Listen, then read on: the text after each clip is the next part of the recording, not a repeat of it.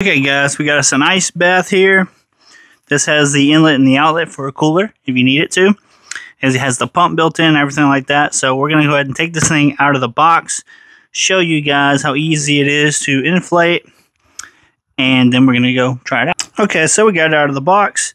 It's super easy to inflate on the end of the pump here.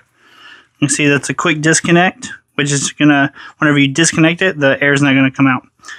And you got your green gauge. Just get the needle into the green while you're blowing up the base and the lid, and you're good to go. Okay, so we got it filled up. You see, it's super hard. That's why I like these types of ice baths. Is there's no supports or anything like that you have to install. Just fill it over there. And like I said, we can just disconnect this. Okay, so we got the lid done here now. Both of them are nice and tight. We're going to fill it up with some water and try it out. Okay, so you can see we got our ice in here.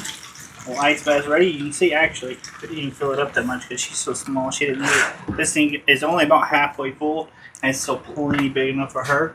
I bet her and her friend can fit in it, but we only needed it halfway, so go ahead, Kinsey.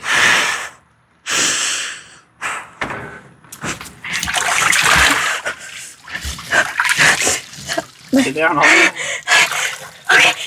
You can see there, halfway, but it's plenty enough for her. There's plenty of room for more than one person, but it's halfway filled. Plenty of room for me.